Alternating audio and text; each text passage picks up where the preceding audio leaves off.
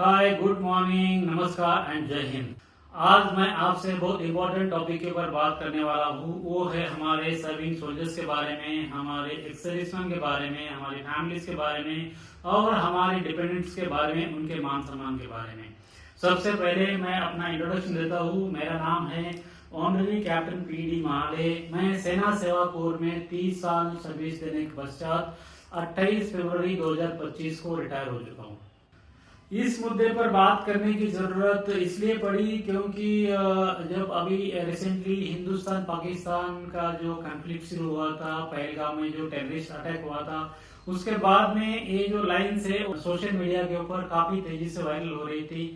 तो इसलिए मैंने सोचा इसके ऊपर एक वीडियो बना जाए और इसको काफी गहराई से मैं अपने ऊपर भी उसको एनालाइज किया तो सही मुझे काफी हद तक ये मुद्दा सही लगा। इसलिए इस मुद्दे को उठाना जरूरी है।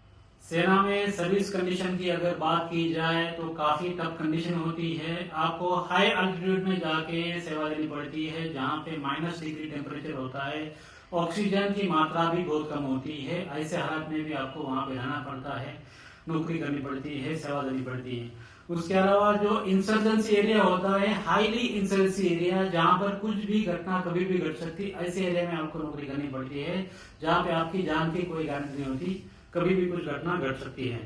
उसके अलावा जो आइसोलेटेड एरिया होते हैं, जो डिफिकल्ट एरियाज होते हैं, वहां पे जाकर भी आपको नौकरी करनी पड़ती है, जहां पर जाने के बाद में आप अपने परिवार से महीनों तक बात तक नहीं कर सकते क्योंकि वहां पे कम्युनिकेशन की फैसिलिटीज नहीं होती। ऐसे मुश्किल हालात में नौकरी करते हैं और अपनी जान को हथेली पे रख के नौकरी करते हैं। क्या वही जवानों के साथ में सही सम्मान होता है?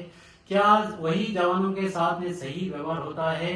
ये सोचने की बात है और ये सभी को सोचने की जरूरत भी है। अभी रिसेंटली कुछ वाकया हुए थे, जैसे कि उधमपुर में टोल प्लाजा में एक सर्विंग बेसिव के साथ में मिसबिहेव किया गया था, चंडीगढ़ में एक ऑफिसर के साथ में मिसबिहेव किया गया था। उसके बाद में आमतौर पर देखा जाता है जो जवान हमारे इमरजेंसी में छुट्टी जाते हैं, जिनका रिजर्वेशन नहीं हो पाता, वो ट्रेन में टॉयलेट के सामने बैठ के अपनी यात्रा करते हैं। लेकिन ट्रेन में बैठा हुआ कोई भी सहयात्री उनको ये नहीं बोलता कि आप आके हमारे साथ में बैठ के यात्रा कर सकते हैं। क्या यही हमारे जवान डिजर्व करते हैं?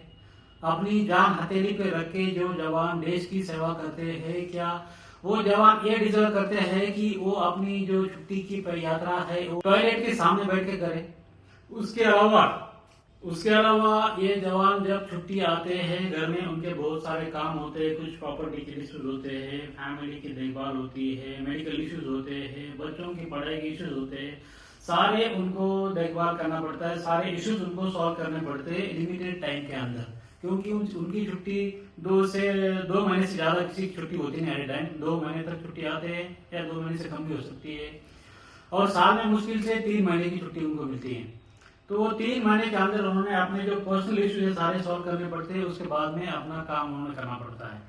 तो वो छुट्टी आने के बाद में जिस भी ऑफिस में जाते हैं उनको ये बता के वापस भेज दिया जाता है कि आज आपका काम नहीं हो सकता, आज ये नहीं, आज वो नहीं, 50 तरह की प्रॉब्लम को गिनवाए जाते हैं और वहां से वो वापस जाते हैं। एक मेरे साथ भी ऐसा एक वाक्य हुआ था। मैंने एक प्लॉट खरीद किया था, 3 साल तक उसका कंप्लीट रजिस्ट्रेशन होने के बाद में जो पटवारी के बाद में उसकी एक नोंद करनी पड़ी थी। उस नोंद के लिए मुझे कम से कम 3 साल तक चक्कर कटाए गए थे। बाद में जो मेरे एक फ्रेंड थे, कोई पटवारी थे, उनसे मैंने बात की, फिर उनके थ्रू हमारे पटवारी से बातचीत हुई, तब जाके वो नोंद उनके डॉक्यूमेंट के अंदर हो गई। अदरवाइज 3 साल तक मुझे उसके लिए वेट करना। उसके बाद में जनरल पब्लिक से भी जो जवान उम्मीद करता है उसके मुताबिक उसको सर्विस नहीं मिलती।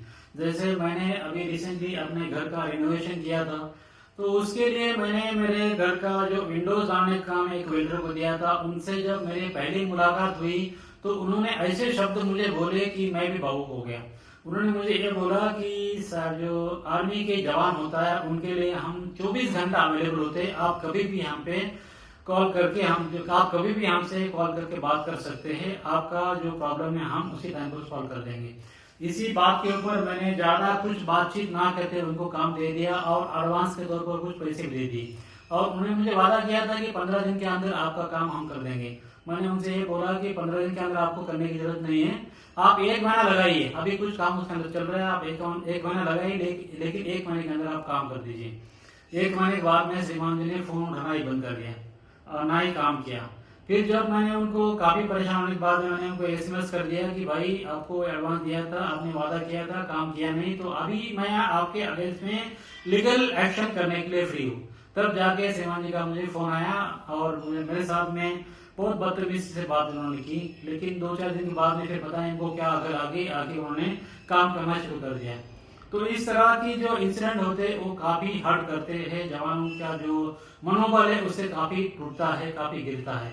तो ये आम पब्लिक को भी सोचना चाहिए, अगर जवान आपके पास में कोई काम के लिए आता है या पैसे देके आपसे वो काम कराता है तो उसके काम आप प्रायोरिटी में कर दीजिए, ईमानदारी से कर दीजिए, क्योंकि वो जवान 2 महीने के बाद में उसकी छुट्टी खत्म होने के बाद में काम पे जाने वाला है और वहां पे उसने अपना काम ईमानदारी से करना है। इसलिए आप यहाँ पर अभी उसका काम ईमानदारी से कीजिए ताकि वो अपना काम ईमानदारी से कर सके। और एक इम्पोर्टेंट बात मैं इसके अंदर ऐड करना चाहता हूँ, वो है हमारे जिला सैनिक बोर्ड की फंक्शनिंग के बारे में। अभी रिटायर होने के बाद में मैं जिला सैनिक बोर्ड के एक ऑफिस में गया था, वहां पे जाके देखा 14x12 के कमरे के अंदर 25 कर्मचारियों का ऑफिस उसके अंदर लगा हुआ है। उसी में बाहर के से जो रिटायर्ड सैनिक है या उनकी फैमिली जो आते हैं वो अपना रिक्वेस्ट लेके आते हैं, काम कराते हैं, वापस जाते हैं। उनको बैठने के लिए बाहर 2 बेंच लगा कर रखे, उसके अंदर मुश्किल से 4 या 5 लोग बैठते हैं, बाकी लोग लाइन में वहां पे क्यों लगा खड़े रहते हैं। क्या हमारे रिटायर्ड जो सैनिक है या सर्विंग सोल्जर है ये डिजर्व नहीं करते कि रिटायर होने के बाद में जब वो जिला सैनिक बोर्ड में जाते हैं तो उनसे सम्मान पूर्वक उनको बैठने के लिए जगह दी जाए और उनका जो भी काम है उसका निपटारा किया जाए। लेकिन ऐसे होना असंभव है, क्योंकि जहां पर जो जिला सैनिक बोर्ड का ऑफिस है उनके जो कर्मचारी है उनको ही बैठने के लिए जगह नहीं है, तो बाकी आने वाले पब्लिक को वो कहां से बिठाएंगे और कहां से उनको बिठा के काम करवाएंगे।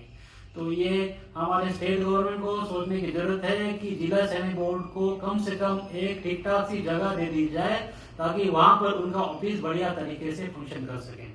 तो ये कुछ मुद्दे थे जो मैं आपसे डिस्कस करना चाहता था, ताकि जो आम पब्लिक है वो भी थोड़ा सा अवेयर हो जाए, ताकि हमारे जवान जो बॉर्डर एरिया में मुश्किल इलाके में हाई एल्टीट्यूड में काम करते हैं उनका मनोबल हमेशा ऊंचा रहे और वो बेहतरीन से बेहतरीन सर्विस अपने देश को दे सके। बाकी आपसे मैं जल्द मिलूंगा अगले वीडियो में, तब तक के लिए इस वीडियो को आप जितना मैक्सिमम हो सकता है लोगों के साथ शेयर कीजिए और गवर्नमेंट ऑफिशियल तक इसको पहुंचाइए ताकि इस मुद्दे के ऊपर कुछ ना कुछ कदम उठाए जा सके। Thank you so much and bye bye, and last में आपको सभी को जय हिंद।